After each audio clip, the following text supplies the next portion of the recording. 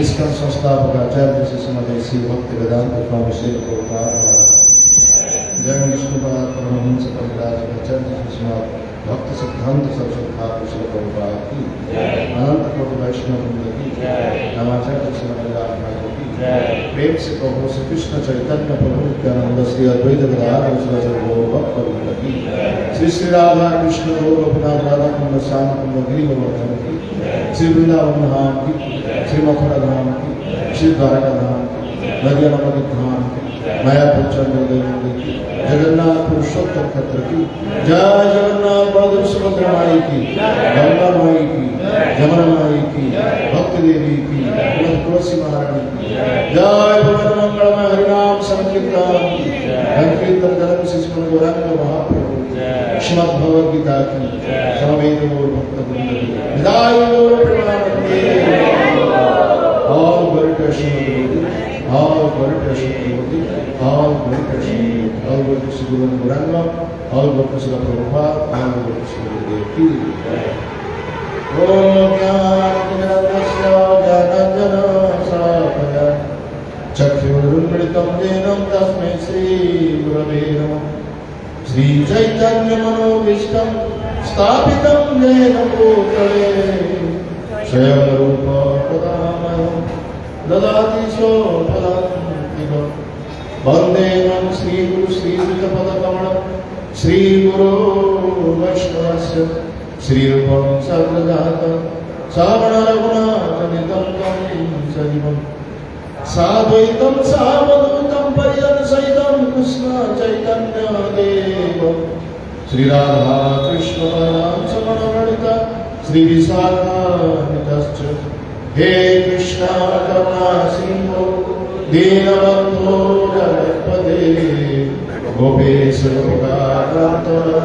Radha Kanta Namostite Tapta Kanchana Gaurani Radhe Vrindavaneshwari Vrishabhanu Sudevi Pranamami Hari Vancha Kalpatarunascha Kripa Sindhu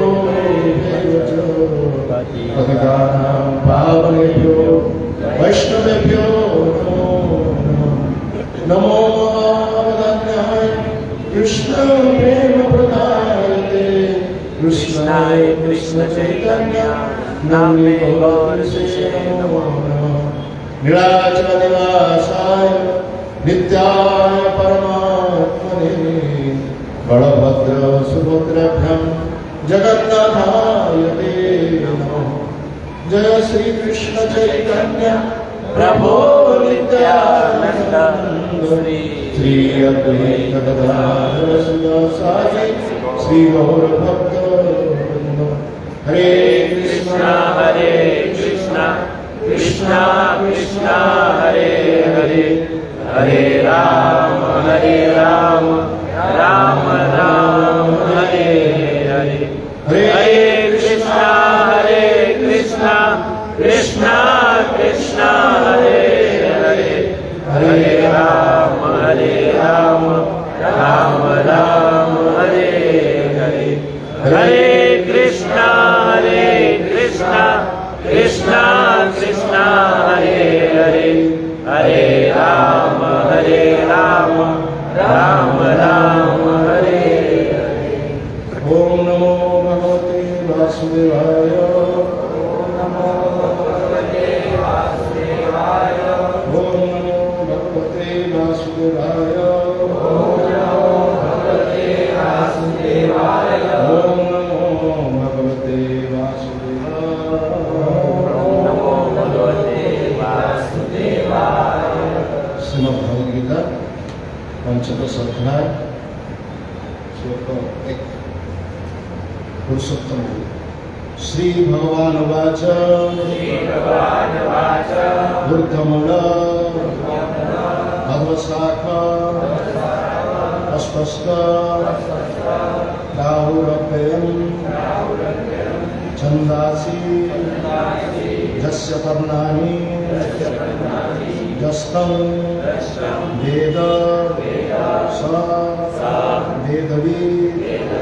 Shri भगवान watch Shri भगवान उवाच ऊर्ध्वमूलमधः शाखम् अस्वस्थ प्राहुरव्ययम् छन्दांसि यस्य पर्णानि यस्तं वेद च स वेदवित्। पढ़िए।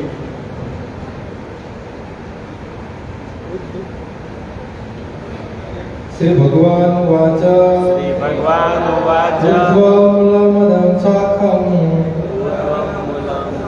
मदस्त्वं प्राहुरव्ययम् छन्दांसि यस्य पर्णानि यस्तं वेद स वेदवित्। शब्दानुवाद। श्री भगवान वाच भगवान ने कहा ऊर्ध्वमूलम ऊपर की ओर बढ़े, अध नीचे की ओर, शाखाएं अस्वस्थम अस्वस्थ वृक्ष को, राहु कहा गया है, अप्ययम शाश्वत, छंदासी वैदिक स्तोत्र, जस्य जिसके, पर्णानी पत्र, ओ यह जो कोई, तम उसको वेद जानता है, स यह वेद को जानता है। अनुवाद। भगवान ने कहा जाता है कि एक शाश्वत अस्वस्थ वृक्ष है जिसके जड़ें तो ऊपर की ओर है और शाखाएं नीचे की ओर तथा पत्तियों को वैदिक स्तोत्र है। जो इस वृक्ष को जानता है वो वेदों को जानता है। तात्पर्य भक्ति जो की महत्व की विवेचना के बाद जो पूछा जा सकता है वेदों का क्या प्रयोजन है। इसी अध्याय में बताया गया कि वैदिक अध्ययन को प्रयोजन कृष्ण को समझना है। अतएव जो कृष्ण भावना भावित है, जो भक्ति में रत है, वो वेद को पहले से जानता है। इस भौतिक जगत के बंधन का तुलना अस्वस्थ के वृक्ष से की गई है। जो व्यक्ति सकाम कर्म में लगा है उसके लिए इस वृक्ष का कोई अंत नहीं है। यह एक शाखा से दूसरी में और दूसरी से तीसरी में घूमता रहता है। इस जगत रूपी वृक्ष का कोई अंत नहीं है और जो इस वृक्ष में आसक्त है उसकी मुक्ति की कोई संभावना नहीं। वैदिक स्तोत्र जो आत्मोन्नति के लिए है वो ही इस वृक्ष का पत्ते है। इस वृक्ष के जड़ें ऊपर की ओर बढ़ती हैं क्योंकि विश्व ब्रह्मांड के सर्वोच्च लोक से प्रारंभ होते हैं, जहाँ पर ब्रह्मा स्थित है। यदि कोई उस महरूपी अविनाशी वृक्ष को समझ लेता है तो यह इससे बाहर निकल सकता है। बाहर निकलने के किसी विधि की कोई जानना आवश्यक है। पिछले अध्याय में बताया जा चुका है कि भवबंधन से निकलने की कोई विधियाँ है। हम 13वें अध्याय तक यह देख चुके हैं कि भगवत भक्ति ही सर्वोत्कृष्ट विधि है। भक्ति का मूल सिद्धांत है भौतिक कार्य से विरक्ति तथा भगवान की दिव्य सेवा में अनुरक्ति। इसी अध्याय का प्रारंभ में संसार से आसक्ति तोड़ने की विधि का वर्णन हुआ है। इसी संसार के जड़ ऊपर को बढ़ती है। इसका अर्थ है कि ब्रह्मांड के सर्वोच्च लोक से पूर्ण भौतिक पदार्थ से यह प्रक्रिया शुरू होती है। यह से सारी ब्रह्मांड का विस्तार होता है, जिससे अनेक लोग उसके शाखाओं के रूप में होते हैं।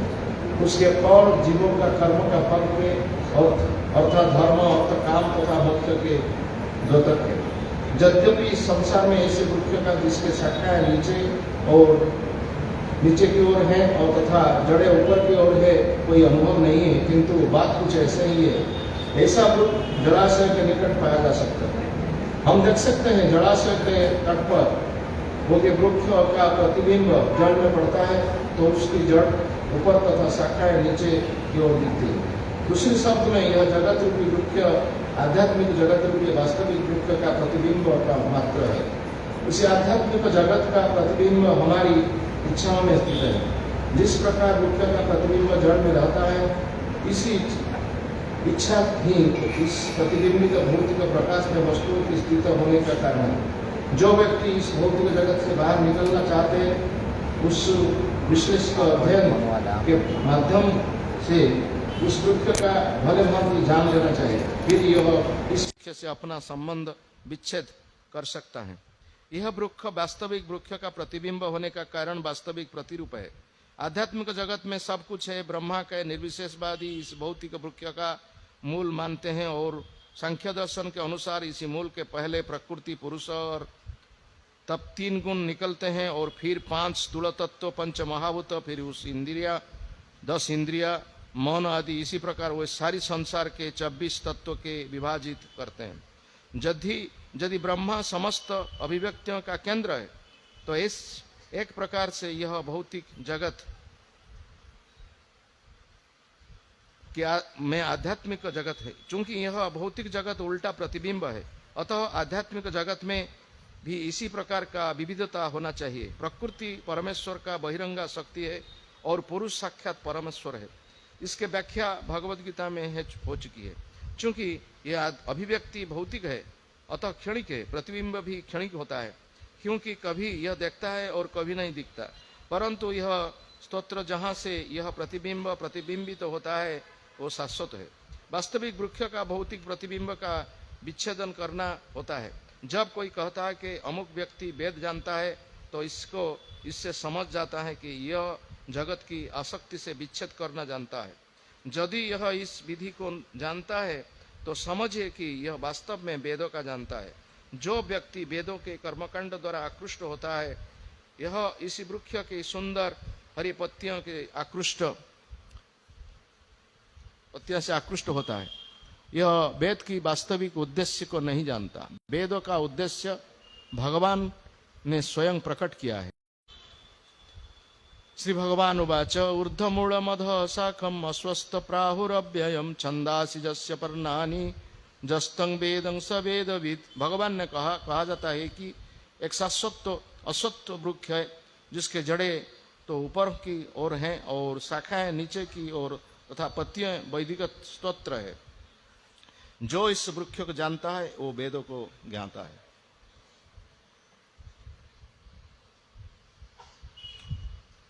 आप सब लोग भक्त लोग को और मातृ वृंदों को हम प्रणाम करता हूं। इससे पहले जगन्नाथ, बलदेव, सुभद्रा जी वहां पर जो पूजित होते हैं उसको पहले हम प्रणाम करता हूं। और प्रभुपाद इस्कन का प्रतिष्ठाता श्रील प्रभुपाद को हम प्रणाम करता हूं। तो हमारा मातृभाषा तो हिंदी नहीं है, आपका मातृभाषा सब हिंदी है, हम थोड़ा कहने का तकलीफ होता है, इसलिए आप हमको सब माफ करेंगे।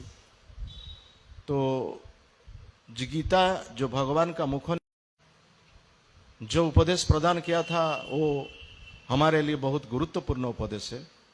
ये प्रत्येक अध्याय, प्रति श्लोक हमारे लिए गुरुत्वपूर्ण है।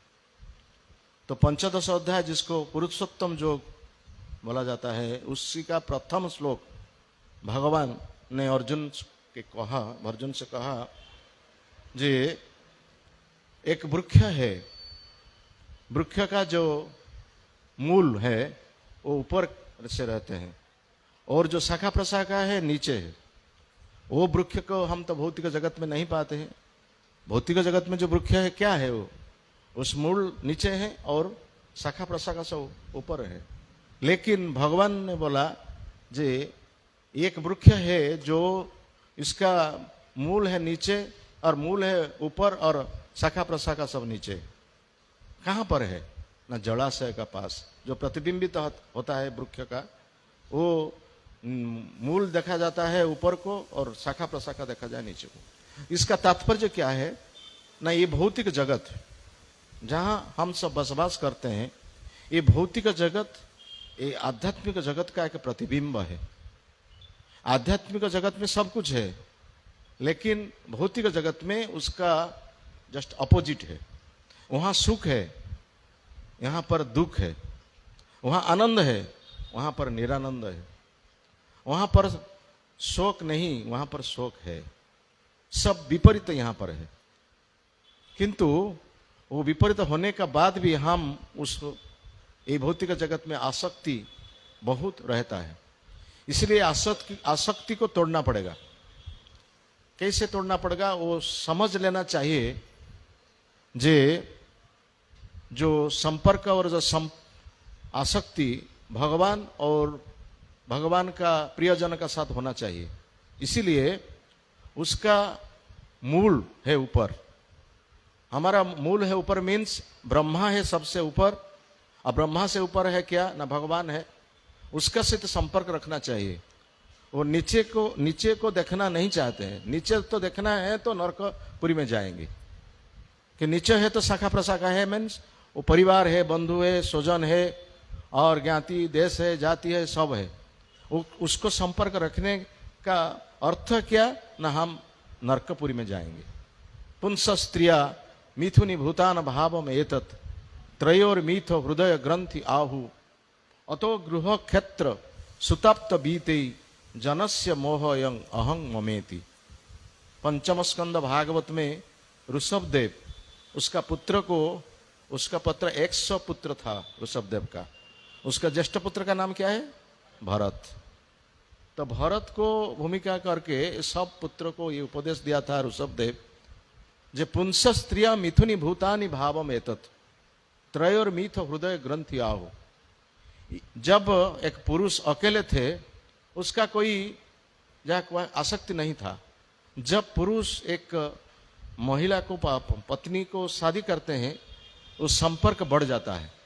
कैसे संपर्क बढ़ जाता है? वो पुरुष अकेले जब था, वो उसका कोई घर का कोई आवश्यकता नहीं। वो वृक्ष के नीचे में सो जाते हैं और जहां पर भी वो सो जाते हैं। लेकिन को एक पत्नी का ग्रहण करने का बाद उसका एक क्या हो आवश्यक होगा? गृह आवश्यक होगा। गृह का बाद क्या होगा? उसका संतान संतति भी आ जाएगा कुछ दिन बाद। अच्छा, संतान संतति आ जाने का बाद उसका जो पालन करने के लिए कोई अर्थ का भी आवश्यकता होगा। तो जमी का कोई आवश्यकता को, जो कृषि कार्य करने के लिए, कोई व्यवसाय करने के लिए वो चाकरी करेंगे तो कुछ करेंगे, तो अर्थ का आवश्यक होगा। तो उसका संपर्क बढ़ जाएगा। को जो पुत्र का जो संपर्क है, मामू माई सासू ससुर, वो सब संपर्क आ जाएगा। उससे क्या होता है ना, मोह उत्पन्न होता है। हमारा मोह उत्पन्न भगवान से नहीं होकर ये परिवार का साथ होता है, वो है माया। माया का संपर्क, माया का अर्थ, माया का तात्पर्य कुंती देवी प्रथम स्कंद भागवत जो कुंती का स्तुति है, वो माया का तात्पर्य बता दिया है। कुंती एक माताजी है, देखिए, जो माताजी आसक्त चित्त है। परिवार के लिए माताजी बहुत आसक्त है, पुरुष लोग इतना आसक्त नहीं है। क्या पुरुष लोग बाहर सब समय घूमते हैं, माताजी लोग सब परिवार के लिए, पुत्र कन्या के लिए आसक्त होता है। कैसे धन बढ़ेगा, कैसे वस्तु सब आ जाएंगे, फ्रिज आएंगे और एसी आएंगे, फैन आएंगे, टीवी आएंगे, सब आएंगे, साड़ियाँ आएंगे, अलंकार आएंगे, इस सब आने के लिए सब व्यस्त रहते हैं। लेकिन कुंती देवी का बात सुनिए। कुंती देवी जब देखा भगवान, जो भगवान द्वारका के जाने के लिए प्रस्तुत रहते हैं, उसी समय उत्तरा, जो अभिमन्यु का पत्नी, वो उत्तरा रो रो कर कृष्ण का पास आया एवं रो के बोला, जो हमारा गर्भस्थ संतान असुरक्षित है, हमारा गर्भस्थ संतान मर जाएगा। क्योंकि द्रोणपुत्र जो अश्वत्थामा, वो जो ब्रह्मास्त्र पेषण करता है, वो ब्रह्मास्त्र का अर्थ क्या है, वो तो निश्चित रूप में मारेगा, तो हमारा जो संतान है वो मर जाएगा। तो मर गया, जो ब्रह्मास्त्र वो पेषण किया, जो अश्वत्थामा, वो संतान चला गया। तो इसीलिए भगवान के पास आया और भगवान के पास अनुरोध करके बोला, जो हमारा संतान को सुरक्षित कीजिए, रक्षा कीजिए। पाहि पाहि महाजोगिन देव देव जगतपते नान्यत्वं अभयं पश्ये जत मृत्यु परस्परम। हे भगवान, हे जगतपति, हमको रक्षा कीजिए, क्योंकि आप ही जोगेश्वर है। आप कुछ भी कर सकते हैं, आप असंभव को संभव कर सकते हैं। तो हमारा जो गर्भ संतान है असुरक्षित है, उसी को आप सुरक्षित कीजिए। यद्यपि उसका पास था, युधिष्ठिर था, भीम था, अर्जुन था, नकुल था, सहदेव था, वो सब थे, लेकिन उसका पास नहीं गया। वो किसका पास आया? भगवान कृष्ण का पास। क्योंकि भगवान कृष्ण असंभव को संभव करते हैं, वो मृत्यु को पराजित कर सकते हैं। और सब जगत, इस सब जगत में सब भयभीत है मृत्यु का। सबसे बड़ा भय क्या है? मृत्यु है सबसे बड़ा भय। तो एक ही भगवान है, वो अभय, उसको अभय कहा जाता है क्योंकि मृत्यु उसको भय करते हैं। तृतीय स्कंद भागवत में कपिलदेव देवहूति को बोला, मद भयात बाति बातयम, मद भयात सूर्य स्तपति, मद भयात इंद्र वर्षति, मृत्युश्चरति मद भयात। कपिलदेव जो भगवान का सत्यावेश बता रहे, वो बोलता है उसको, माता देवहूति को, मेरी भय से बात जो वायु बहता है, सूर्य किरण देते हैं और इंद्र बरसते हैं, और मृत्युश्चरति मद भयात, यमराज वो मेरे भय में कार्य करते हैं। तो भगवान को मृत्यु भी भय होता है। तो इसीलिए उत्तरा भगवान कृष्ण के पास आया और उसका संतान को सुरक्षित करने से प्रार्थना किया। तो भगवान उसी पर क्या किया ना, वो रथ में बैठते हैं, लेकिन एक क्षुद्र रूप में उत्तरा का गर्भ को चला गया और परीक्षित महाराजों को सुरक्षा दिया। उसको देखते हैं, कौन नहीं देखते, एक ही देखते हैं, एक व्यक्ति देखते हैं, और किए कौन देखते हैं? कुंती देवी देखते हैं। कुंती देवी देख के आश्चर्य हो गया।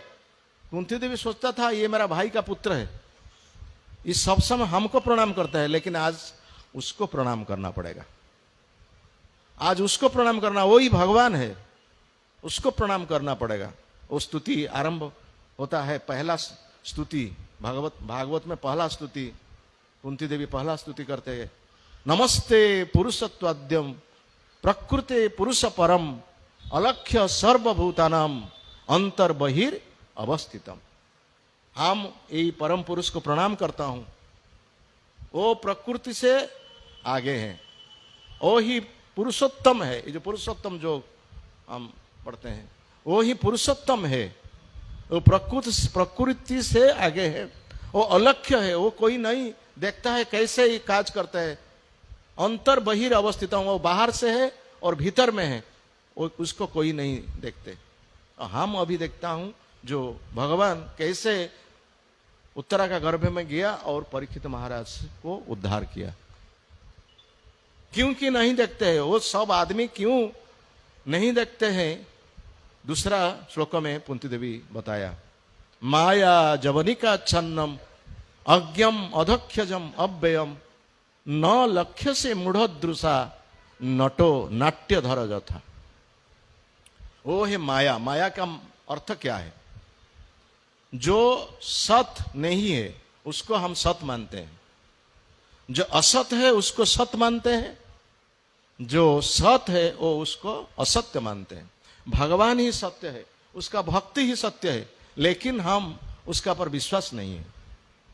वो क्या हमको सुरक्षा देंगे? हमारा परिवार हमको सुरक्षा देंगे, हम बंधु हमारा सुरक्षा देंगे, हमारा देश हमको सुरक्षा देंगे, हमारा शरीर हमको सुरक्षा देंगे। देहापत्य कलत्रादिषु आत्मसन्नेषु असत्सु अपि तेषां प्रमत्त निधनम पश्यन्नपि न पश्यति। सुखदेव गोस्वामी परीक्षित महाराज को बोला, हमारा बहुत घमंड है। क्या घमंड? ना हमारा शरीर है, इसको जो सुस्त सबल शरीर हमको सुरक्षा देगा। इसके लिए हम एक्सरसाइज करते हैं, योगाभ्यास करते हैं, प्राणायाम करते हैं, वो शरीर हमको सुरक्षा देगा। और शरीर का संबंधी जो पुत्र है, कन्या है, पत्नी है, पति है, और बंधु है, बांधव है, पिता है, पुत्र, सब कुछ हमको सुरक्षा देंगे।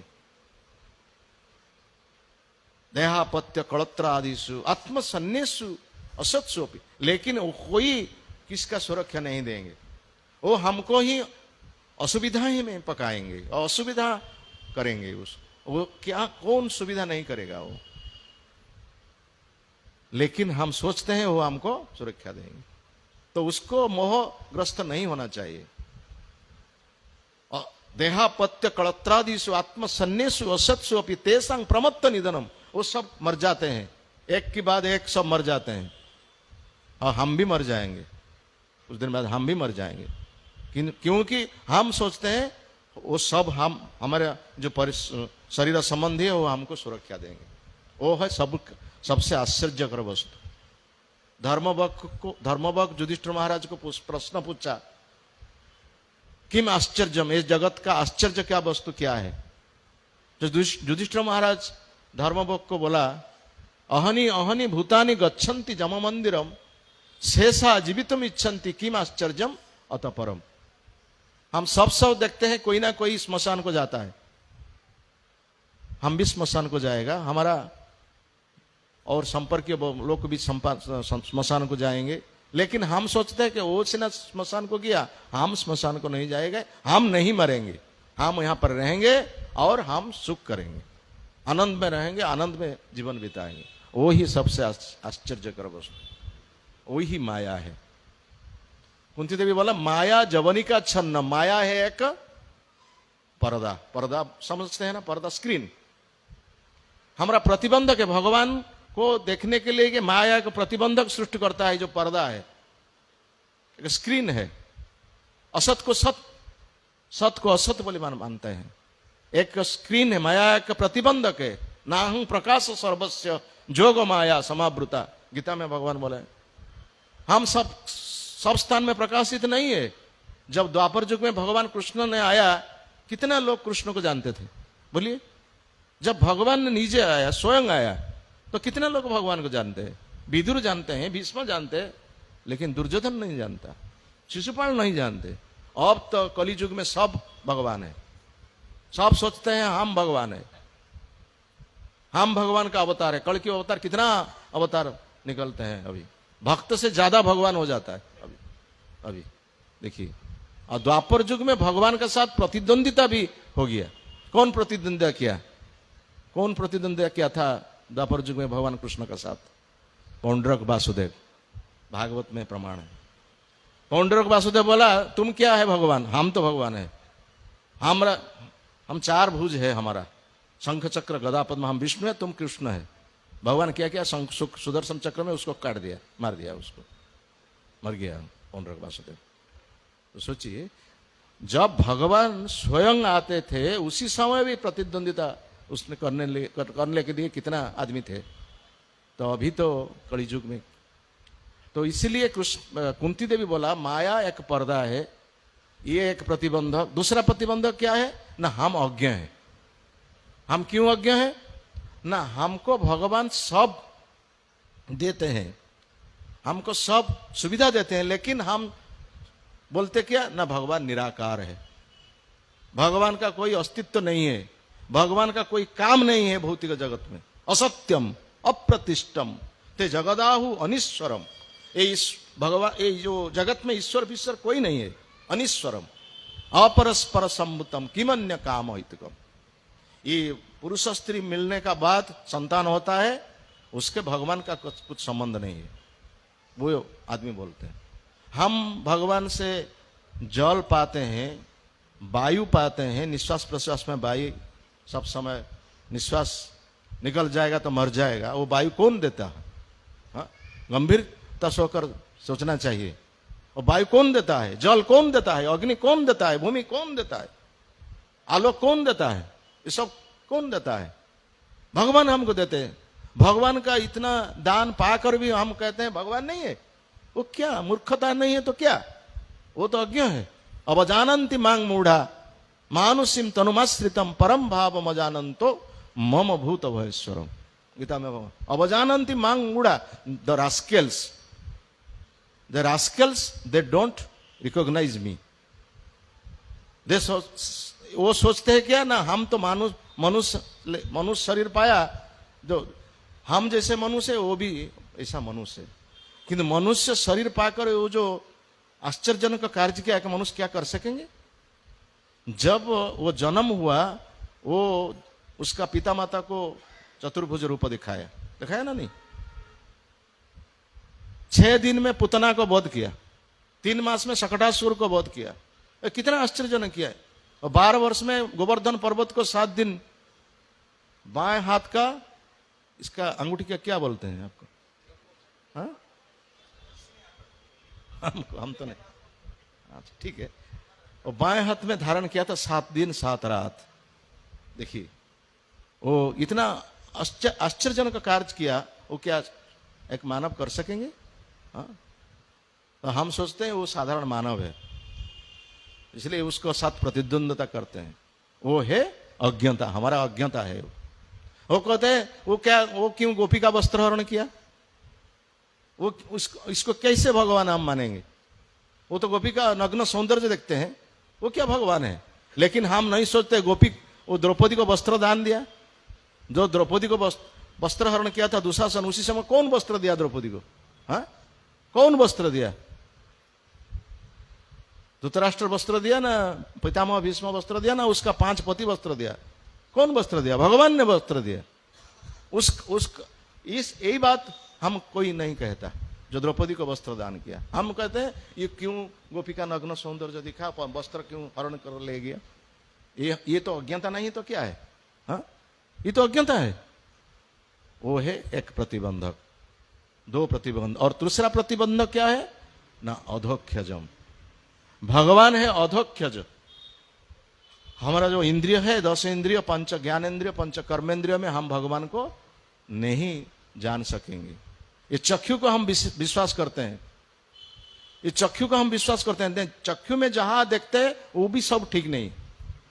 एक अंधार गृह में हम चला जाएंगे तो सब वस्तु ठीक स्थान में है, लेकिन हम देख नहीं सकेंगे, आलोक नहीं है ना? नहीं तो जब ट्रेन में हम जाते हैं, देखिए बाहर पहाड़ पर्वत वृक्ष लता ये सब चलना हम देखते हैं, चलते हैं वो, लेकिन ट्रेन हम में जो बैठे हैं वो स्थिर है। वो क्या ठीक है? चक्षु में जो देखता है, इसमें जो जीवाणु भूताणु है वो हम भी, और अणुवीक्षण यंत्र में हम नहीं देख सकते हैं। और भगवान को कैसे देखेंगे? कैसे भगवान को देखेंगे? और चक्षु को ऑपरेशन करना चाहिए। इसलिए चक्षु को ऑपरेशन कौन करेगा? जो भगवान को जानता है, वो भगवान का प्रतिनिधि, वो गुरु ऑपरेशन करेंगे। इसीलिए गुरु का प्रणाम मंत्र में बोलते हैं, अज्ञान तिमिरांधस्य ज्ञानांजन शलाकया चक्षुरुन्मिलितम जैनम तस्मै श्री गुरुवे नमः। प्रेमांजन छुरित भक्ति विलोचनेन संत सदैव हृदयेषु विलोकयन्ति जस्याम सुंदरम अचिंत्य गुणस्वरूपम गोविंदम आदि पुरुषम तमहं भजामि। जब अंजन लगेगा आंख में, कौन अंजन लगेगा ना? गुरु अंजन लगाएगा। तो गुरु जब शिक्षा देंगे, भगवत शिक्षा हमको देंगे, गीता भागवत का हमको शिक्षा देंगे और आचरण करके सिखाएंगे, इसका बाद हम जानेंगे कि भगवान का लीला कैसे होता है और कैसे आप जानेंगे। आप तो यहाँ यही इसी प्रश्न करेंगे, ये भगवान ये क्या काज किया, वो काज किया, वो काज ठीक नहीं है, वो क्यों 16,108 स्त्री विवाह किया? हा? हम तो एक स्त्री को नहीं संभाल सकते, वो 16,108 क्यों विवाह करेगा? वो क्या तुम्हारा संपर्कियों को विवाह करते हैं? वो तुम्हारा बहन को विवाह करता है और तुम्हारा कोई संपर्कों को विवाह करता है? वो 16,108 को 16,108 का स्त्री को एक समय में वो उपस्थित रहते थे। 16,108 सोचते हैं हमारा पास ही भगवान, हमारा पास हमारा पति है। आप 2 स्त्री का पास एक समय उपस्थित रह सकते हैं? 1,000 का बात तो छोड़ो, 100 बात को छोड़ो, 16,108 सब समय सोचते हैं हमारा पास ही हमारा प्रभु है, लेकिन भगवान उसका पास नहीं है, वो हस्तिनापुर में है। लेकिन सब सोचते हैं हमारा पति हमारा पास में है। वो है भगवान, वो है प्रतिबंधक। अज्ञम अधक्षजम अव्ययम न लक्ष्य से मूढ़द्रुषा नटो नाट्य धरजत। और एक उदाहरण कुंती देवी दिया। एक नाटक होता है, रंगमंच में एक नाटक होता है। तो रंगमंच में नाटक होता है, छोटा छोटा बच्चा आकर बैठते हैं आगे में, उसका पिताजी नाटक में अभिनय करते हैं। वो पिताजी एक राक्षस भूमिका में अभिनय करते हैं। वो लड़का पूछता है, उसका बड़ा बड़ा जो आदमी बैठता है उसको पूछता है, मेरा पिताजी कहाँ पर है? वो तो नाटक में अभिनय किया था, कहाँ? हम तो नहीं जान सकते वो क्या है, कौन है? अरे ये जो राक्षस है ना, राक्षस वो ही तुम्हारा पिता है, वो ही हमारा पिता है। हाँ, हम तो नहीं पहचान सकते उसको। अरे तुमसे ना पहचान नहीं सकते, वो अभिनय करता है और मेकअप, शरीर मेकअप होके आता है। तो इसका तात्पर्य क्या है? देखिए, इस संसार में हम किसका पति है, किसका पत्नी है और किसका पुत्र है, किसका पिता है, हम झगड़ा करते हैं, कड़ी करते हैं, तकड़ा करते हैं, सब करते हैं, लेकिन निर्देशक भीतर में है और सब हमको निर्देशना देते हैं कैसे काज करना चाहिए, लेकिन हम मोहित होकर हम भगवान को नहीं जान सकते, पहचान नहीं सकते। भगवान कैसे लीला करते हम पहचान नहीं सकते। नटो नाट्य धर जथा, ओ हे माया। इसी दुनिया में हम मोहग्रस्त होकर हमारा जो प्रकृत स्वरूप को हम भूल जाते हैं। इसीलिए जो मोहग्रस्त है, वो मोहग्रस्त जो संपर्क को छोड़ देना चाहिए। छोड़ देना मीन्स क्या? हम घर को छोड़ के चला जाएंगे, परिवार को छोड़ के चला जाएंगे, पिता पुत्र को छोड़ के चला जाएंगे, पति को छोड़कर? नहीं छोड़ना चाहिए, लेकिन रहेंगे और निरासक्त होकर रहेंगे। आसक्त चित्त नहीं होना चाहिए। परिवार में तो रहेंगे, सब क्या परिवार छोड़ के चला जाएगा? नहीं, परिवार में रहेंगे लेकिन आसक्त है भगवान का साथ, और परिवार का संपर्क है जो बाह्य आसक्त। अंतरे निष्ठा बाह्य लोक व्यवहार अचिरात कृष्ण तोमाय करिबे उद्धार।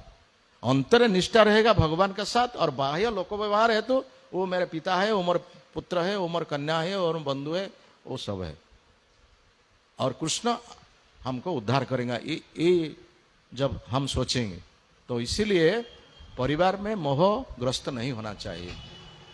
पद्म पत्र मिमम बसा, पद्म पत्र जड़ में रहते हैं लेकिन जड़ को स्पर्श नहीं करता।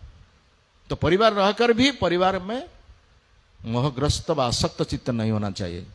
तो भगवान का भक्त है अर्जुन है, और चैतन्य महाप्रभु का भक्त श्रीवास पंडित, शिवानंद सेन, अद्वैत आचार्य, नित्यानंद प्रभु, वो सब गृहस्थ है, लेकिन वो गृह में आसक्त चित्त नहीं है। श्रीवास पंडित को बात तो अब मालूम है। श्रीवास पंडित पहला जन्म क्या थे? नारद, भगवान का प्रिय भक्त। नारद तो ब्रह्मचारी है, और श्रीवास पंडित क्यों गृहस्थ आश्रम में आया? कोई बोल सकेंगे? कोई बोल सकेंगे? श्रीवास पंडित क्यों गृहस्थ आश्रम को चुनते हैं? क्यों नहीं बोल सकेंगे? अरे कलियुग में कितना ब्रह्मचारी है, देखिए कितना ब्रह्मचारी है कलियुग में। है कोई ब्रह्मचारी? बहुत अल्प है, किंतु गृहस्थ ज्यादा है ना? नहीं। हाँ, तो गृहस्थ होकर भी ब्रह्मचारी जैसा जीवन बिताते हैं वो। इसीलिए गृहस्थ आश्रम में आसक्त चित्त नहीं है वो। उसका एक पुत्र था, श्रीवास का एक पुत्र था, वो सब समय असुस्थ रहते थे, और किंतु चैतन्य महाप्रभु श्रीवास पंडित का गृह को आकर कीर्तन करते थे सब समय। देखिए, मंदिर को नहीं जाते थे चैतन्य महाप्रभु, वो श्रीवास पंडित के गृह को आते हैं, और श्रीवास पंडित के गृह को आकर रात में, अर्ध रात में नाम संकीर्तन करते थे। एक दिन क्या हुआ, चैतन्य महाप्रभु श्रीवास पंडित का साथ, उसका पार्षद का साथ कीर्तन किया था। उसी समय श्रीवास पंडित का एक लड़का चला गया, मर गया।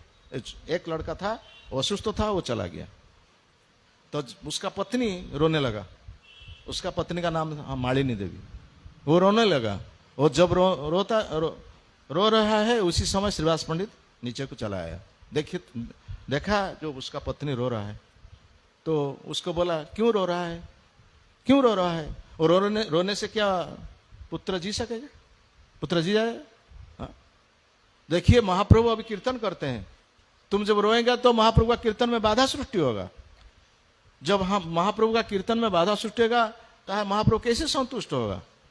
हमारा ये सौभाग्य है, महाप्रभु हम घर को आकर कीर्तन करते हैं, और उसका प्रतिबंध, उसका कीर्तन में बाधा सृष्टि करेंगे तो हम क्या, हमारा जीवन क्या है? व्यर्थ है। तुम जब रोएगा तो तुम पुत्र को खो दिया, और हमको भी खो देंगे, हम भी मर जाएंगे, गंगा नदी में डूब जाएंगे। देखिए, वो पिता ऐसे पिता है, एक पुत्र को खोने का बाद भी वो चाहता है कि हम भी मर जाएंगे। वो है गृहस्थ। ऐसा गृह में रहना चाहिए। तो महाप्रभु जैसे कीर्तन करते ऊपर को, वो जान लिया, अंतर्जामी सूत्र में जान लिया कि घर में कोई गड़बड़ है। वो पूछा, क्या है आज का, हमको कीर्तन में भाव नहीं है। तो एक भक्त बोला जी, श्रीवास पंडित का जो पुत्र था वो चला गया। अच्छा, श्रीवास पंडित का पुत्र चला गया, तो चलिए हम तो जाएंगे, देखेंगे क्या हुआ। तो महाप्रभु चला के देखा जो पुत्र मर गया है। तो श्रीवास पंडित को आदेश दिया, तो खाने का व्यवस्था करो, सबका खाने का व्यवस्था करो, और पुत्र के लिए भी खाने का व्यवस्था करो। अच्छा, ये पुत्र कैसे खाएगा, तो मर गया ना, वो खाना खाएगा खाना। तो महाप्रभु का आदेश है।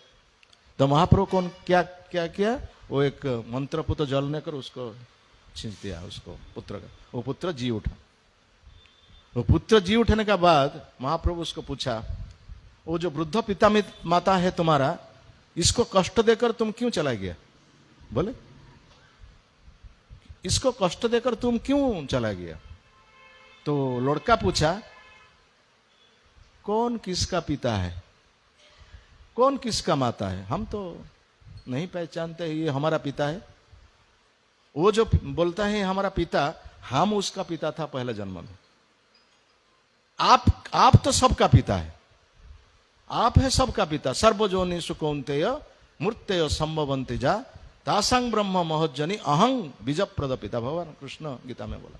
अब भगवान सबका पिता है, लेकिन हम इधर उधर घूमते, नट्टो नाट्य धर जथा। जैसे छोटा बच्चा बोलता है हमारा पिता कहाँ है, पिता नाटक में क्या रोल करता है। तो भगवान सबका पिता है, लेकिन हम मिथ्या में यहाँ बोलते हैं ये हमारा पिता है, ये हमारा पत्नी है, ये हमारा पति। चैतन्य महाप्रभु जब सन्यासी प्राककाल में उसका पत्नी और शोकातुरा माता को उपदेश दिया कि नारी पुरुष आर के बाकार पति, श्री कृष्ण चरण बिनु नाही आन गति, आने रतनय आने रजत सुवर्ण, खाइले भी न सजाय नहे पर धर्म, आमी आनी दिव कृष्ण प्रेम हेन धन, सकल संपदमय श्री कृष्ण चरण, से ही से परम बंधु, से ही पिता माता, श्रीकृष्ण चरणे जय प्रेम भक्ति दाता सकल जन्मे पिता माता सबे ही पाय कृष्ण गुरु नहीं मिले भजए ही चैतन्य महाप्रभु उसका माता और शोकातुरा पत्नी को बोला के नारी पुरुष और के बाकार पति कौन किसका पति है, कौन किसका पत्नी है, कौन किसका पिता है, कौन किसका माता है। और श्री कृष्ण का चरण में हम सब हमारा सब गति है। वो है हम सबका पिता, वो सबका पुत्र, वो है सबका पति, वो है सबका माता, वो सब कुछ है। तुमेव पिता च माता तुमेव बंधु च सखा तुमेव विद्यां द्रविणं तुमेव सर्व मम देव देव। वो है सब कुछ। गीता में भगवान बोला है। तो इसलिए जो लड़का बोला, वो बच्चा बोला आप है सबका पिता। वो कौन किसका पिता नहीं, वो सब मिथ्या संपर्क है। हमारा जितना दिन ये जगत में रहने के लिए इंतजाम हुआ था और हमारा समय हो गया, हम चला गया। और समय कैसा समय, जब आप कीर्तन करते थे, हम इस कीर्तन के सुनकर कहां पर जाते थे?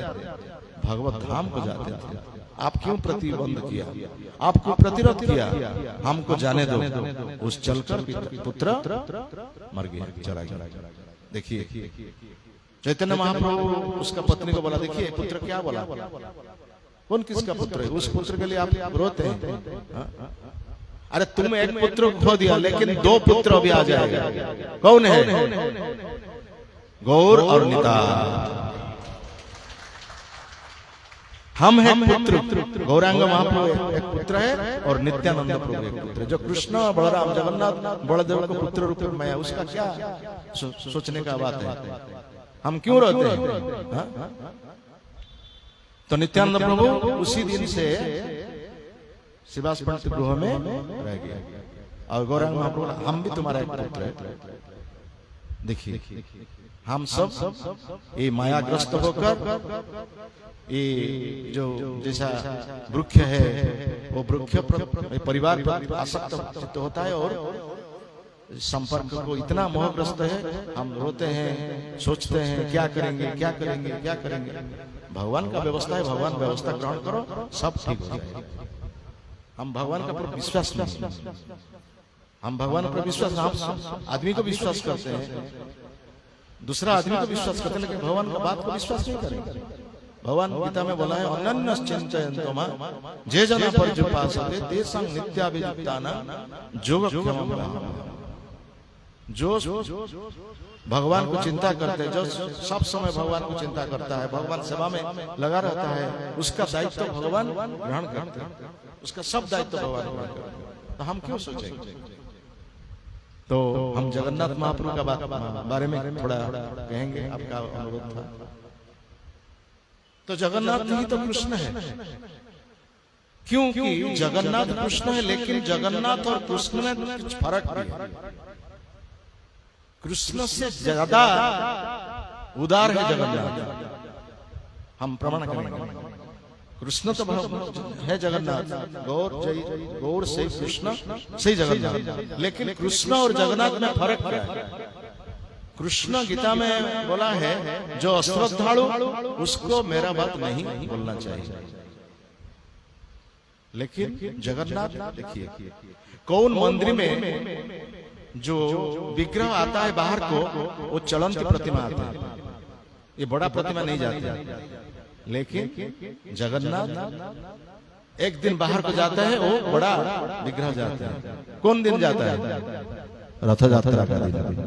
वो उदारता नहीं है, जीव का प्रति उदार नहीं है वो, किंतु भगवान कृष्ण का चलंत प्रतिमा जाते हैं, बड़ा विग्रह नहीं जाता, छोटा विग्रह जाते हैं, लेकिन बड़ा जगन्नाथ महाप्रभु जाते हैं। एक उदाहरण है, जो रोगी डॉक्टर के पास जाता है, औषध लेके आता है, औषध खाने के बाद रोग का दूर नहीं होता है, वो जो बेड रिडन हो जाता है, रोगी नहीं जा सकते हैं डॉक्टर का पास, डॉक्टर को आना पड़ता है रोगी के पास। और जगन्नाथ जैसे डॉक्टर वो हम का पास आते हैं, हमें रोगी, ये बद्ध रोगी है सब। इसीलिए जगन्नाथ चल कर जाते हैं और सबको दर्शन देते हैं। हम बोलते हैं, उड़ीसा में बोलते हैं हिंदू केवल दर्शन करेंगे, मुसलमान नहीं दर्शन करेंगे, जैन क्रिश्चियन दर्शन नहीं करेंगे, विदेशी लोग दर्शन नहीं करेंगे, लेकिन नाम है जगन्नाथ। उड़ीसा देखिए, हम उसको प्रतिबंधक सृष्टि करते हैं, लेकिन जगन्नाथ प्रतिबंधक नहीं। इसलिए प्रभुपाद बोला, प्रभुपाद आते थे पुरी को आकर देखा जो उसका साथ जो विदेशी भक्त है उसको प्रवेश का अधिकार नहीं दिया जगन्नाथ मंदिर को, हमारा उड़ीसा पुरी मंदिर में। और प्रभुपाद को बहुत गाली दिया, वो पंडा जो पंडे लोग हैं जो बहुत गाली दिया। प्रभुपाद भी नहीं दर्शन किया जगन्नाथ। वो सोचा ये जगत का नाथ है, लेकिन हम दर्शन नहीं करते उसको, तो हम नहीं जाएंगे उड़ीसा। इसीलिए प्रभुपाद का अभिमान था उड़ीसा को आने के लिए। तो इसलिए हमारा गुरुदेव श्री श्रीमद गौर गोविंद स्वामी महाराज जब दर्शन हुआ, प्रभुपाद का साक्षात हुआ, वो प्रभुपाद को पूछा कि आपका सब केंद्र पृथ्वी में सब स्थान में है, लेकिन उड़ीसा में क्यों नहीं है? उत्कल है चैतन्य महाप्रभु, जहाँ 18 साल वहां पर रहते हैं, वो संन्यास लीला पूरी धाम में करते हैं, लेकिन पूरी धाम में उड़ीसा में उत्कल में क्यों आपका केंद्र नहीं है? प्रभुपाद कुछ नहीं बोले, प्रभुपाद निरुत्तर रहा। तो इसके बाद गुरुदेव उसका जो शिष्य था विदेशी शिष्य को उसको पूछा जे गुरुदेव क्यों निरुत्तर रहा? वो शिष्य बताया जो प्रभुपाद और शिष्य को लेकर पूरी धाम को गया था, वो जब दर्शन करने का चाहते थे वो पंडा से विरोध किया, इसीलिए प्रभुपाद का अभिमान। तो हमारा गुरुदेव सोचा कि उस अभिमान को हमको भंजन करना पड़ेगा, जैसे मानव भंजन होता है, राधा रानी का मानव भंजन होता है, ऐसे हमको मानव भंजन करना पड़ेगा। और भगवान तो उदार है, जगन्नाथ तो बहुत उदार है। देखिए कुछ दिन बाद एक उड़ीसा का एक आदमी कटक एक माताजी लोग, उसका नाम है छवि कानून लोग, एक स्थान दिया प्रभुपाद, ये लाइफ मेंबर था इसका, इसको एक स्थान मिला भुवनेश्वर। तो प्रभुपाद को दिया, आपको हम एक जमीन लैंड देते हैं, आप एक केंद्र वहां पर बनाओ उड़ीसा। तो प्रभुपाद गुरुदेव को बोला, देखिए तुम सोचा था, तुम मन में सोचा था क्यों हम नहीं गया उड़ीसा को, हम उड़ीसा को नहीं जाते, उड़ीसा में केंद्र नहीं होता है। देखिए ये भगवान का कृपा हमारा पर है, अभी एक जमीन हमको मिला है, तो हम उसी स्थान में केंद्र बनाएंगे और जगन्नाथ मंदिर बनाएंगे, वहां पर सब जगन्नाथ का दर्शन करेंगे और कोई बारण नहीं होगा कि हिंदू जाएगा मुसलमान नहीं जाएगा, वो बारण नहीं।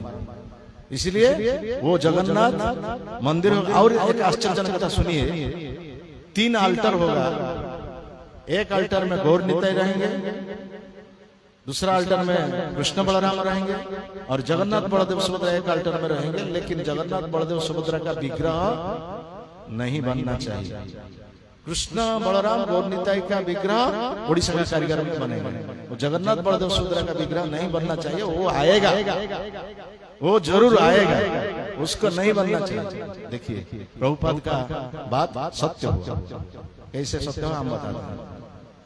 तो गुरुदेव को तो बताकर 1977 में आया था प्रभुपाद, सुबह दिया इस्कन का सुबह देकर चला गया। 1977 में वृंदावन में वो अप्रकट हो गया, नवंबर में, फरवरी में सुबह दिया था, नवंबर में अप्रकट हो गया। तो गुरुदेव अपेक्षा करते हैं 1986 में मंदिर का कार्य आरंभ हुआ, 1991 में कंप्लीट हो गया। और गुरुदेव प्रभुपाद का बात मानकर विग्रह निताई और कृष्ण बलराम का विग्रह उड़ीसा का कारीगर के द्वारा बनाया, लेकिन जगन्नाथ का विग्रह नहीं हुआ। तो गुरुदेव बोलते थे, तो इसी समय जगन्नाथ बलदेव सुभद्रा आएंगे, कब आएंगे, कब आएंगे? इसी समय ये भुवनेश्वर में एक भक्त लोग, भक्त तो नहीं है, वो सत्य साई बाबा का भक्त है, उसका घर में जगन्नाथ बलदेव सुभद्रा का बड़ा बड़ा विग्रह था, उसको पूजा नहीं करते, वहां पर शोकेस में रख देते थे, वो शोकेस पर रख देते थे। वो जगन्नाथ उसको स्वप्न में आया, वो आदमी उस स्वप्न में आया, बोला इसका इतना बड़ा मंदिर है हमारा भुवनेश्वर में, हमको ले चलो वहां पर।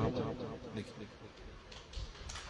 हम जाएंगे वहां पर, क्योंकि तुम गुवाहाटी यहाँ पर भोग नहीं ले देते हैं, हमको पूजा नहीं करते हैं, हम बहुत दिन उपवास रह गया, चलो चलो हम उसको ले चलो, हमको ले चलो।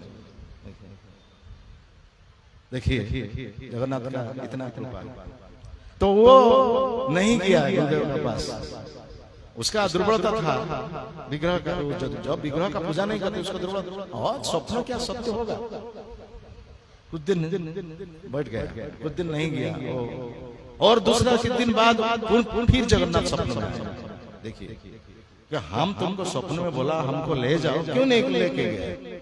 जब अभी नहीं ले जाएगा तुम्हारा परिवार में हम अनर्थ करेंगे। देखिए तुम परिवार में क्या अनर्थ होगा देखेंगे। तो इसी से भय पाकर वो चला गया, गुरुदेव के पास चला आया कि हमारा घर में जगन्नाथ बलदेव सुभद्रा भैया, आपका भक्त को भेजो, उसको देखेंगे, तो जब होगा तो आप ले आएंगे।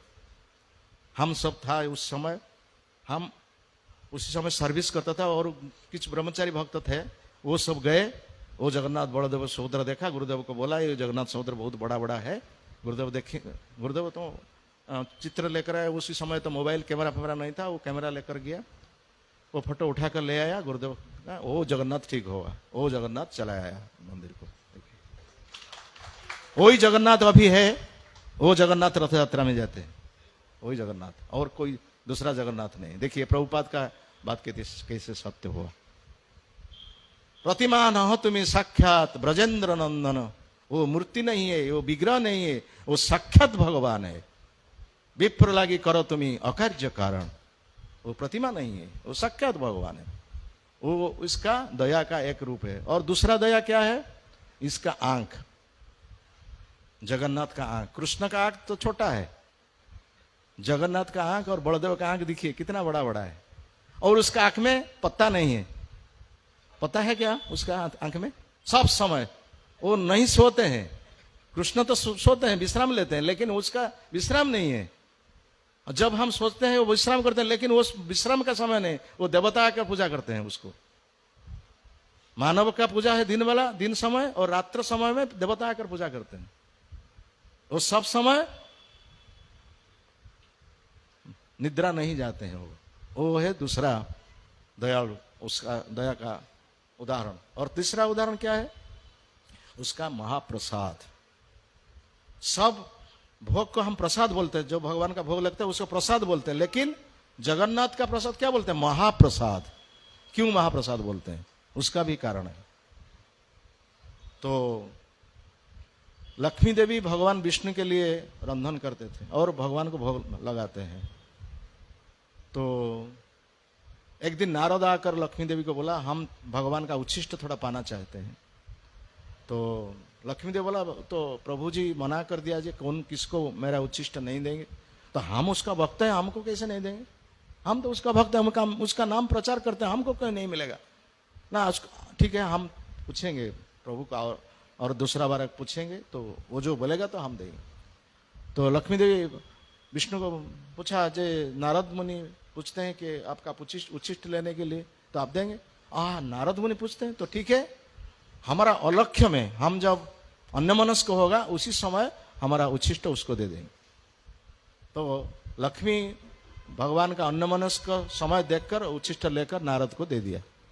और नारद जब पाने लगा, और नारद नृत्य करने लगा, भगवान का प्रसाद पाकर वो नृत्य करने लगा।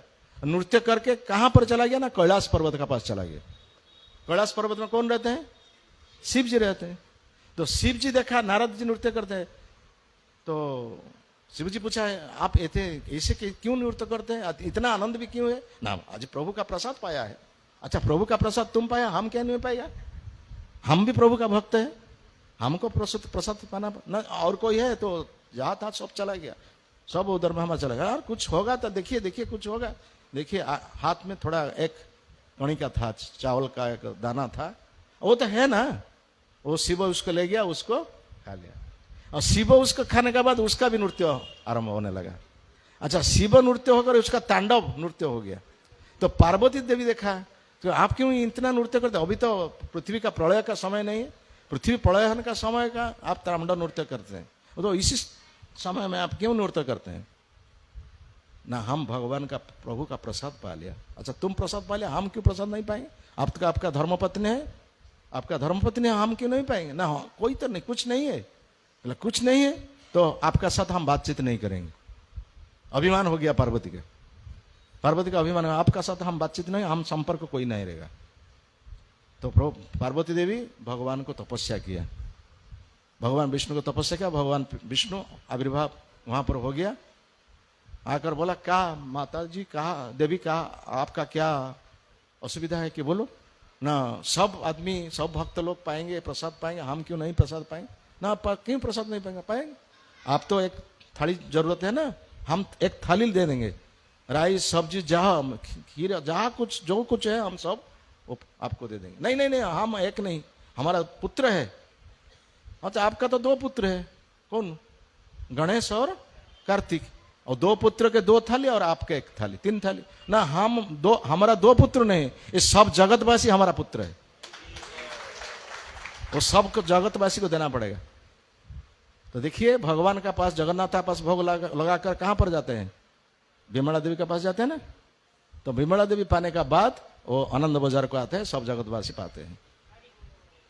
ये है जगन्नाथ महाप्रभु का महाप्रसाद। तो देखिए शिव जी वहां पर नहीं रहते हैं, भगवान के पास पार्वती ही थे, शिव जी को निकाल दिया वहां पर। हमको प्रसाद नहीं दिया, हम क्यों रहेंगे? आपका साथ हम नहीं रहेंगे, हम प्रभु का पास रहेंगे। तो प्रभु का पास, जगन्नाथ का पास विमला देवी है, लक्ष्मी देवी है, लेकिन शिव जी को निकाल दिया, शिव जी बाहर में है, छोड़ो। तो है भगवान का महाप्रभु जगन्नाथ का कृपा, अपार कृपा। और एक कृपा का उदाहरण क्या है न, सब मंदिर में ब्राह्मण पूजा करते थे, सब मंदिर में ब्राह्मण पूजा करते हैं, लेकिन जगन्नाथ मंदिर में ब्राह्मण पूजा करते हैं और सवर जो द्वैतापति है ना वो भी पूजा करते हैं। वो क्या कारण है ना, जब स्नान पूर्णिमा से बाहुड़ा यात्रा पर्यंत वो द्वैतापति जो विश्वावसु का वंशोधर है वो सब पूजा करते हैं, भगवान उसका पूजा लेते हैं। क्योंकि उसी समय अणसर घर में जगन्नाथ रहते हैं, वो फल मूल ये सब खाते हैं। वो जो सबर लोग देना पड़ेगा ना, वो तो क्या विद्यापति का वंशोधर देंगे, वो सबर का वंशोधर उसको देंगे। तो भगवान सबका पूजा लेते हैं, केवल ब्राह्मण का पूजा नहीं। देखिए ये तो भगवान का दया का उदाहरण ना नहीं, वो कृपा का उदाहरण नहीं।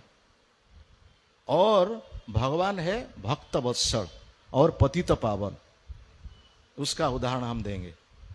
वो क्या पतित पावन क्यों है, उसका नाम, जगन्नाथ का नाम पतित पावन क्यों है? बहुत साल पहले उत्कल का गजपति था रामचंद्र देव, उसका नाम था रामचंद्र देव। उत्कल का गजपति था। उसी समय हमारा भारत मुगल शासन में था और उत्कल में एक सूबेदार को भेजा था मुगल शासक, उसका नाम था तकी खां था। वो तकी खां देखा जो जगन्नाथ मंदिर है, इतना बड़ा मंदिर, बहुत लोग आते हैं, बहुत डोनेशन सब मिलता है, तो जगन्नाथ मंदिर को यदि हम एक्वायर कर जाएंगे तो हमको बहुत डोनेशन मिलेगा, तो उत्कल को अधिकार करेंगे। इसी सोचकर उत्कल का युद्ध किया, रामचंद्र देव का साथ युद्ध किया। वो युद्ध में रामचंद्र देव पराजित हो गया। तो पराजित जब हो गया उसको बंदी कर दिया, जो तकी खां, उसको कारागार में रख दिया। वो कारागार में जाकर बोला हम आपको एक शर्त देते हैं, वो शर्त का तो आप जब मानेंगे तो आप मुक्ति पा जाएंगे। क्या शर्त है ना, हमारा एक बहन है, वो बहन को जब आप शादी करेंगे तो आपको हम मुक्त कर देंगे। उसका अलग चिंताधारा था, वो बहन को देकर मंदिर ले जाएगा, संपर्क हो जाएगा तो मंदिर को ले जाएंगे वो। तो इसका चिंताधारा था ये जो मुसलमान का। तो रामचंद्र देव बोला वो तो हम हिंदू है, हमारा पत्नी है, हमारा रानी है, वो हम कैसे एक मुसलमान पत्नी मुसलमान कन्या को विवाह करेंगे, हम मुसलमान कन्या को शादी नहीं करेंगे। तो आपको एक समय हम देंगे, एक दिन समय देंगे, उसी समय आप सोचो और एक दिन का बाद आप बताएंगे। जब नहीं शादी करेंगे तो हम मंदिर ले जाएगा, आपको भी बंदी करके रखेंगे। तो एक दिन में गजपति महाराज सोचता था क्या करेंगे, जगन्नाथ को सोचते हैं क्या करेंगे, भगवान हमको बुद्धि दो, आपको रक्षा करो, आप कैसे रक्षा होगा, देखिए मुसलमान शासक अभी आया है, आपको कैसे पूजा होगा, आप क्या करेंगे। उसी समय रात्रि में निद्रा नहीं हुआ था, उसी समय सुना गीतो गोविंद का स्वर गजपति सुना। वो गीतो गोविंद का स्वर उसका पास में सुन रहा था। तो एक लड़की लोग उसका पास आया, गजपति का पास, बहुत सुंदर लड़की है, वो गीतो गोविंद गाते हैं। गीतो गोविंद तो प्रभु का महाप्रिय है ना, जगन्नाथ का प्रिय है ना गीतो गोविंद। तो गजपति महाराज पूछा, आप ये गीता गोविंद कैसे, ना आप कौन है, इतना रात में गीता गोविंद बोलकर यहाँ पर क्यों आते हैं। वो लड़की बोला, जे हम वो जो तकीखा है ना उसका बहन है, तो आपके मुसलमान होकर भी कैसे गीता गोविंद जान लिया। ना हमारा माता है हिंदू और पिता है मुसलमान, हमारा माता जो हमको गीता गोविंद सिखाया, जगन्नाथ को कैसे भक्ति करेगा वो सब सिखाया, हम माता से सीख लिया था वो गीता गोविंद। तो हमको आप शादी करना पड़ेगा, आप जब हमको शादी करेंगे तो आपका मंदिर सुरक्षित रह जाएंगे, तो हमको शादी करो। कह नहीं, हम नहीं शादी करें, हम क्यों मुसलमान को शादी करें, हम मुसलमान को नहीं शादी करें। देखिए आपका भला के लिए हम बोलते हैं, उड़ीसा उत्कल का भले के लिए हम बोलते हैं, आप हमको शादी करना पड़ेगा।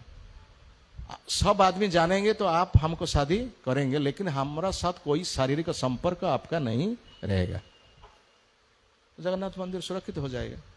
तो इसी प्रस्ताव में गजपति महाराज राजी हो गया। तो गजपति महाराज राजी हो गया, वो जो ताकी खां को बोल दिया जाए आपका बहन को शादी हम करेंगे, शादी हो गया। लेकिन वो जो शारीरिक संपर्क नहीं रहेगा, वो एक केवल वो लड़की जानते हैं और गजपति महाराज जानते, और कोई नहीं जानता, और सब जानते हैं वो शादी कर लिया। इसी वार्ता जब गया रानी का पास गया, तो बहुत रानी था उसका गजपति महाराज, वो क्या राजा मुसलमान को शादी किया तो हम उसका पास नहीं रहेंगे, और गजपति महाराज को यहाँ पर एंटर नहीं करना चाहिए, वहां पर नहीं आएंगे, राजप्रसाद को नहीं आना चाहिए, वो तो मुसलमान हो गया, वो जगन्नाथ मंदिर को भी नहीं जाएंगे। देखिए वो था ना, नियम था, जगन्नाथ मंदिर को मुसलमान तो नहीं जाए, वो तो राजा मुसलमान है, वो कैसे जाएंगे, वो भी नहीं जाएगा। सब क्रुद्ध हो गया, उड़ीसावासी सब उसका गजपति पर क्रुद्ध हो गया, मंदिर को दर्शन का विरोध किया, और गजपति महाराज राजप्रसाद को भी नहीं आया। इसलिए गजपति महाराज बहुत दुखित थे, रात में रोते थे, आपके लिए हम इतना काज किया, लेकिन देखिए ये सब मानव जाति का क्या काज है।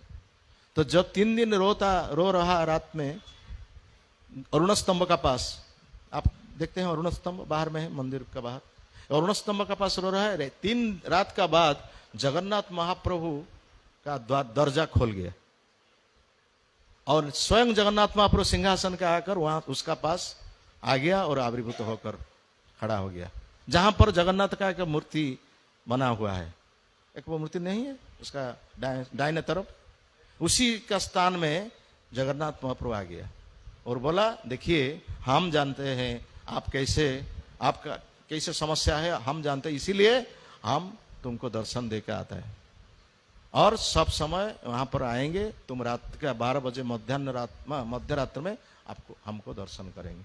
राजा प्रणाम किया और आंख में धार लोह अश्रु आ गया, क्रंदन करने लगा।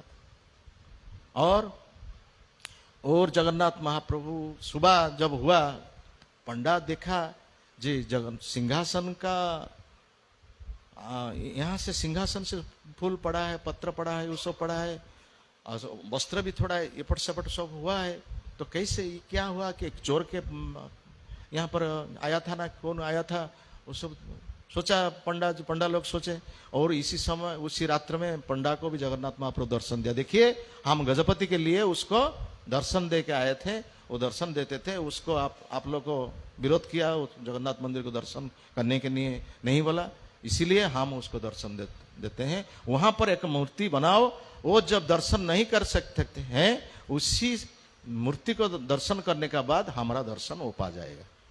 इसलिए जो दर्शन नहीं करके जाते हैं, मंदिर भीतर को नहीं जाते, वो पतित पावन को दर्शन करके जगन्नाथ का दर्शन का फल पाते हैं। वो है पतित पावन का जगन्नाथ महाप्रभु का एक उदारता का उदाहरण। और भक्त वत्सल कैसे, भक्त रक्षक कैसे है, और भक्त का गर्भ गंजन कैसे करते हैं। अच्छा, जगन्नाथ महाप्रभु का जो पास है सुदर्शन चक्र, वहां दाहिने तरफ है ना बाएं तरफ है, देखिए कहाँ तरफ है, बाएं साइड में। कहीं बाएं साइड में क्यों, दाहिने तरफ तो रहना पड़ेगा, और दाहिने तरफ में रहना पड़ेगा, वो तो बाएं तरफ क्यों है। और एक स्तंभ सदृश है, सुदर्शन चक्र चक्र जैसा नहीं, एक स्तंभ सदृश है, एक बाड़ी लाठी जैसा, वो क्यों है, उसका भी एक कहानी है जो शास्त्र में बताया गया है। बहुत तो जगन्नाथ का बहुत कहानी है, समय होने के बाद हम तो बताएंगे जो क्यों है वो। तो जगन्नाथ महाप्रभु सुदर्शन चक्र को एक दिन बोला, देखिए हमारा एक परम भक्त है, वो परम भक्त है समुद्र के पास, उसको जाकर बुलाओ। तो सुदर्शन चक्र समझ आ जाए, हम तो उसका परम भक्त है, वो कैसे बोलते हैं ये और कौन भक्त है। हाँ, तो महाप्रभु तो आदेश देते हैं, तो जाएंगे तो समुद्र तट पर देखेंगे कौन है। जो समुद्र तट पर गया, देखा एक बंदर बैठकर जय श्री राम जय श्री राम जय श्री राम बोलते हैं। वो कौन है था, हनुमान। तो हनुमान था वो चक्र, सुदर्शन चक्र उसको बोला जे आप प्रभु आपको, महाप्रभु आपको बोला है, आप आ जाइए, आप आ जाइए। तो महाप्रभु आपको बोला है तो हम जाएंगे। आकर हनुमान बहुत शीघ्र से चला आया, और मंदिर में 4 द्वार है ना, पूर्व द्वार है, पश्चिम द्वार है, उत्तर द्वार है और दक्षिण भी द्वार है। जब पूर्व द्वार को गया, देखा एक चक्र घुमा है, एक चक्र घूम रहता है। और पश्चिम द्वार को गया भी, वो देखा एक चक्र घूमता है। उत्तर द्वार को गया, एक चक्र घूमता है। दक्षिण द्वार को गया, एक चक्र घूमता है। और सब द्वार में चक्र प्रतिबंधक सृष्टि करते हैं, भीतर को प्रवेश नहीं करने देते हैं। क्या है, अरे भगवान हमको बोला है, और चक्र क्यों प्रतिबंधक सृष्टि करते हैं ना। चक्र सोचता है ये वो क्यों जाएगा, वो हमसे क्या बड़ा भक्त है, तो चक्र प्रतिबंधक सृष्टि करता है। तो हनुमान भगवान को प्रार्थना किया, जे देखिए आप बोला है, लेकिन हम जिस द्वार में जाते हैं वो चक्र एक प्रतिबंधक सृष्टि करते हैं। ठीक है, अच्छा चक्र प्रतिबंधक सृष्टि, आप क्या शक्ति नहीं है क्या, तुम्हारा क्या शक्ति नहीं चक्र को नियंत्रण करने के लिए। हाँ, आपका आदेश पाने के लिए चक्र क्या है, हमारा क्या बिगड़ सकेगा। तो हनुमान आदेश पाकर 4 चक्रों को निज हाथ में ले आया, 2 हाथ लेकर जगन्नाथ का पास चला गया। जगन्नाथ महाप्रभु के पास चला गया।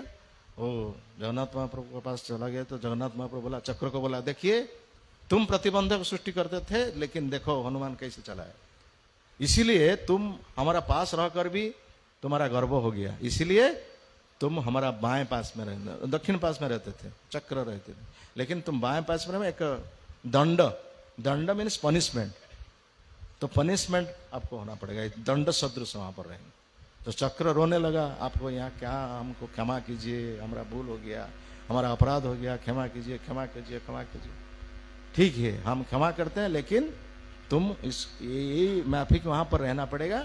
और ऊपर में मंदिर का ऊपर में नील चक्र रहेगा, वो चक्र है तुम है ये चक्र। वो चक्र को जो ही दर्शन करेगा वो भगवान का दर्शन पा जाएगा। ये है भगवान का, जो भक्त का गर्भगंजन और भक्त वत्सल का उदाहरण है। और एक भक्त का कहानी हम बोलेंगे, भक्त सालबेग। आप सब सालबेग का मालूम है, ये जो मुसलमान है लेकिन जगन्नाथ का प्रिय भक्त है, उसका कहानी बोलाकर हम समाप्त करेंगे।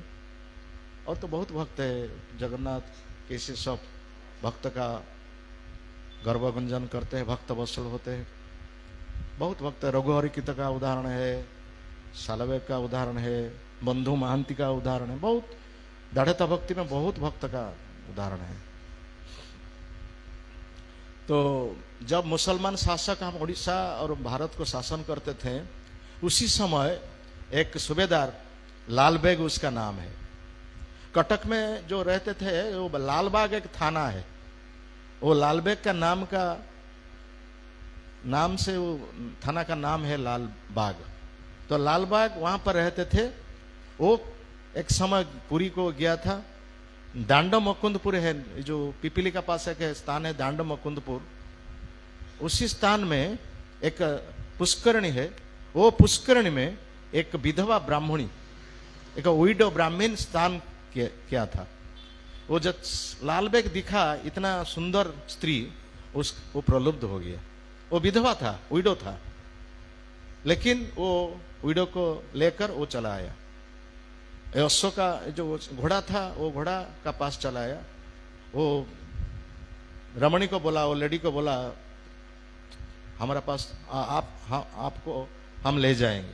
कहाँ क्यों ले जाएंगे, हम तो विधवा है, तो हमको कैसे लेना, हम आपको शादी करेंगे। आपका जो सौंदर्य देखकर हम आकृष्ट हुआ है, हम आपको शादी करेंगे। यद्यपि हमारा बहुत अच्छा रमणी मिलेगा, लेकिन हम आपका प्रति आकर्षित हुआ है, आपको शादी करेंगे। तो हम हिंदू है और ब्राह्मणी है, तो आप मुसलमान हैं, आप क्यों हमको शादी करेंगे, हम तो विधवा है, नहीं हम आपको शादी करेंगे। वो जबरदस्त उसको ले गया लालबेग, और लेकर उसका जो था राजप्रसाद उसमें रख दिया और बोला तो हम आपको शादी करेंगे। आपका जो शर्त है हम मानने को तैयार है, लेकिन हम आपका प्रति आकर्षित हुए, हम आपको शादी करेंगे। तो जब शर्त का बात आया तो रमणी बोला, विधवा ब्राह्मणी बोला, हम जगन्नाथ का पूजा करेंगे, आप राजी है होगा? जगन्नाथ का भजन करेंगे, जगन्नाथ का पास भोग लगाएंगे तो आपको शादी करेंगे। वो तो पागल हो गया, अंधा हो गया, कमांधो है, वो क्या, हाँ राजी हो गया, वो मुसलमान राजी हो गया। उसका घर में जगन्नाथ का पूजा होगा। देखिए, वो जगन्नाथ का मूर्ति रखकर वो पूजा किया जो माता जी, और उसको शादी किया। वो शादी करने का बाद 1 वर्ष का बाद एक लड़का जन्म हुआ। उसका नाम रखा था सालबेग। लालबेग का पुत्र है सालबेग। लालबेग माफी के वो पुत्र था। लालबेग जैसा दुर्धर्ष था, जैसा अत्याचारी था, वो पुत्र भी ऐसे माफी था। माता सोचते थे ये सालबेग भगवान का जगन्नाथ का भक्त होगा, लेकिन पिता का प्रभावित हुआ था ये पुत्र। जितना जगन्नाथ का पास उसका पास बैठाया, भजन सिखाया, गीत गोविंद सिखाया, सब व्यर्थ हो गया। तो एक समय दिल्ली का नवाब का एक वार्ता आया, अफगान में विद्रोह हुआ था। इसी समय लालबेग को वार्ता आया जो तुम उसको जाना पड़ेगा, दिल्ली को जाना पड़ेगा और सैन्य कुछ लेकर जाना पड़ेगा, युद्ध होगा। तो लालबेग क्या किया ना, उसका पुत्र को लेकर चला गया, सालबेग को लेकर चला गया। लेकिन यह उसका पत्नी विरोध किया, जो क्यों उसको लेकर जाते हो, छोटा बच्चा है, क्या करेंगे, ना हम युद्ध करेंगे, ये युद्ध सीखेंगे, वहां पर हम युद्ध करेंगे, वो भी युद्ध करेंगे। तो उसको लेकर चला गया। देखिए, वहां पर युद्ध हुआ और लालबेग वहां पर मर गया। लालबेग मर गया, वहां जो सालबेग है ना, ये क्षत विक्षत हो गया, उसका शरीर क्षत विक्षत है। वो अंतिम समय सालबेग का भी आ गया। तो सैन्य सालबेग को लेकर उसका माता का पास चला गया। देखिए पुत्र का क्या हाल है, ये तो मर जाएगा। तो पत्नी देखकर और सालबेग का माता देखकर तो उसका पति का वियोग हो गया और पुत्र का ये अवस्था। पति का वियोग होने से इतना दुख नहीं है, लेकिन पुत्र का जो ये अवस्था है उसको देखकर वो बहुत मन में दुख आ गया। और सालबेग को सब समय अनुरोध किया, तो अरे जगन्नाथ का भजन करो, जगन्नाथ का शरणापन्न हो। इस शरणापन्न नहीं होने से यही अवस्था है। अब समय है जगन्नाथ का भजन करो। नहीं, हम नहीं भजन करेंगे। देखिए उसका शेष समय आ गया सालबेग का, वो दिन में मर जाएगा, इसी दिन में मर जाएगा। तो माता जी सब समय अनुरोध कर, अरे जगन्नाथ का शरणापन्न हो, मरने के समय भगवान का नाम करो, नाम उच्चारण करके मर जाओ, जो भगवान के पास जाएंगे। उसी समय सालबेग का जो बुद्धि उदय हुआ, उसी समय पिता मैंने माता का बात में वो राजी हो गया। उसी रात देखिए, उसी रात में जगन्नाथ का नाम लिया, महामंत्र उच्चारण किया, हरे कृष्ण कृष्ण कृष्ण हरे हरे, हरे राम राम राम हरे हरे। और जगन्नाथ का भी नाम लिया रात में। रात्र का शेष समय में निद्रा हो गया सालबेग का, शरीर तो क्षत विक्षत है। उसी समय स्वप्न में देखा एक दिव्य पुरुष आ गया उसका बेड का पास और शरीर को स्पर्श किया, और शरीर का स्पर्श करने के बाद उसका सब क्षत चला गया। और नींद में उठ गया सालवेग उठकर माता जी को बोला, देखिए माता, माता देखिए हम शरीर सब सुस्त हो गया। तो माता आश्चर्य होकर चला है, देखिए पुत्र सब सुस्त हो गया। तो माता भी आश्चर्य, देखिए जगन्नाथ कैसे उद्धार करे, देखिए जगन्नाथ कैसे आरोग्य किया। तुम नहीं मानते थे उस समय, देखिए पिताजी को हराया, देखिए जगन्नाथ का क्या कृपा है, अभी ये शरीर सुस्त हो गया। अभी पुत्र बोला जो हम घर नहीं रहेंगे, वो जगन्नाथ का सेवा में हम चला जाएंगे। और पहला वो मंदिर को आया, जगन्नाथ मंदिर को, पूरी जगन्नाथ मंदिर को आया। लेकिन वो जगन्नाथ मंदिर में जो पंडा उसको बाड़ा पिटा किया, क्योंकि मुसलमान है। जो पिटा बड़ा किया वो तो मंदिर को नहीं घुसने दिया, वो चला गया, क्या हमको जगन्नाथ को नहीं दर्शन देते हैं, हम क्यों रहेंगे यहाँ पर। तो वृंदावन चला गया, पैदल में वृंदावन चला गया। वृंदावन में राधा कृष्ण का शरणापन्न हो गया, वहां पर रहते थे सालवेग। उसी समय सालवेग बहुत भजन सब लिखते थे, बहुत अच्छा अच्छा भजन उड़िया में बहुत है। वृंदावने के बंसी बजाइला, एका राधा राधा नाम गाइला, बहुत सुंदर सुंदर भजन है। तो रथ यात्रा का समय आया, एक दिन और 2 दिन था। सालवेग रात में सोए थे, जगन्नाथ उस स्वप्न में आया, देखे अरे तुम तो हमको दर्शन नहीं किया था, अभी दर्शन करने का समय है, हम रथ यात्रा में निकल आएंगे, बड़दांडों का आएंगे, तो दर्शन करने का समय है, तो आ जाओ। सालवेग बोला, हम कैसे जाएंगे, वृंदावन तो इतना दूर है, हम कैसे जाएंगे। अरे तुम्हारा जाने की व्यवस्था सब हम कर देंगे, आ जाओ।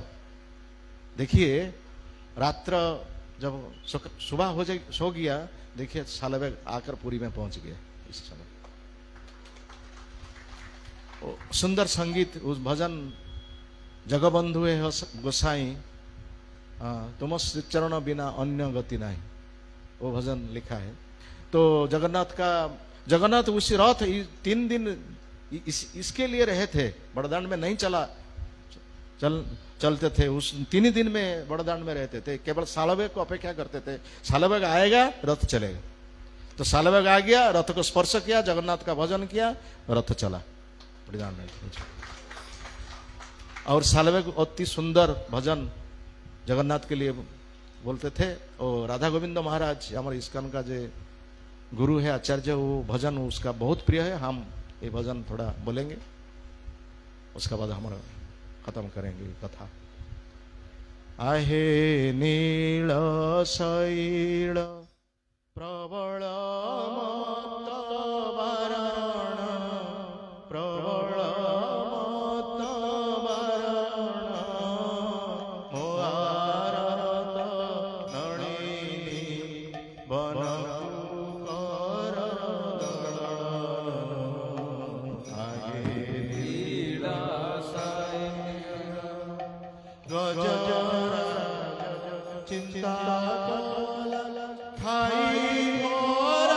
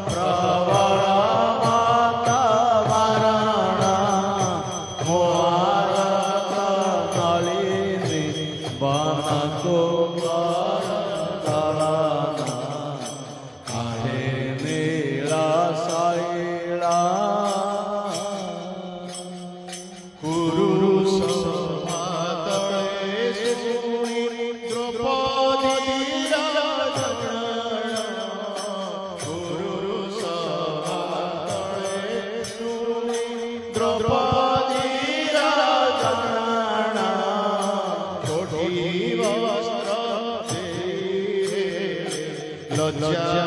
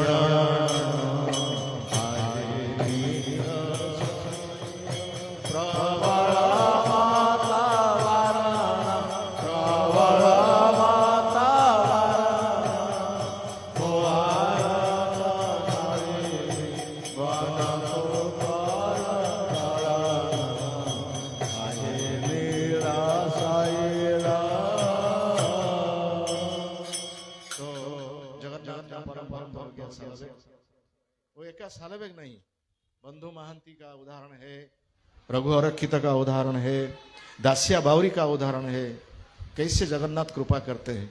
और चैतन्य महाप्रभु का साथ जगन्नाथ का जो संपर्क और जगन्नाथ चैतन्य महाप्रभु जगन्नाथ को कैसे दर्शन करते थे, प्रताप रुद्र को कैसे उद्धार किया। और समय जब आएगा तो हम दूसरा समय आएंगे तो उसका बात बोलेंगे। जय श्री श्री जगन्नाथ बलदेव सुभद्रा महारानी की, श्रील प्रभुपाद महाराज की, श्रील गुरुदेव की, समवेत गौर भक्त वृंद की, अनंत कोटि वैष्णव वृंद की जय। गौर प्रेमानंदे। हरि हरि महाराज जी, हरे कृष्णा। एक प्रश्न है, आप गौर नारायण महाराज के साथ बहुत समय बिताए हैं, तो हमको कुछ भक्ति में कुछ ऐसा प्रेरणा मिले, कोई एक छोटा सा उसका प्रसंग बताइए। गौर नारायण महाराज की कथा थोड़ा सा, कुछ हम में भक्ति में आगे बढ़े, ऐसा कुछ बहुत सुना है हमने भक्ति गौर नारायण महाराज के पास कि बहुत वो साक्षात्कार किया हुआ है, वो हमारे गुरुदेव ऐसे है सब। तो आपने तो संग तो हो गया ना, 10 बज गया, हमको 1 घंटा लगेगा, 11 बज जाएगा। अरे बहुत, हम तो जाएंगे, आप तो यहाँ पर रहेंगे, हम तो 1 घंटा जाएंगे, इसलिए थोड़ा प्रतीक्षा करना पड़ेगा। वेट करो, इतना व्यस्त होने से कैसे हो। हम यहाँ पर खाएंगे 10-15 मिनट लगेगा, प्रसाद पाएंगे तो जाएंगे, 11, साढ़े 11, 12 बजेगा और मंगल आरती में अटेंड करेंगे। हम मंदिर में रहते हैं। 10 बज गया ना। हाँ, अभी आ जाएंगे थोड़ा। और क्या एक बार में खत्म हो गया सो तो आ जाएंगे, बताएंगे। श्रील प्रभुपाद महाराज की जय।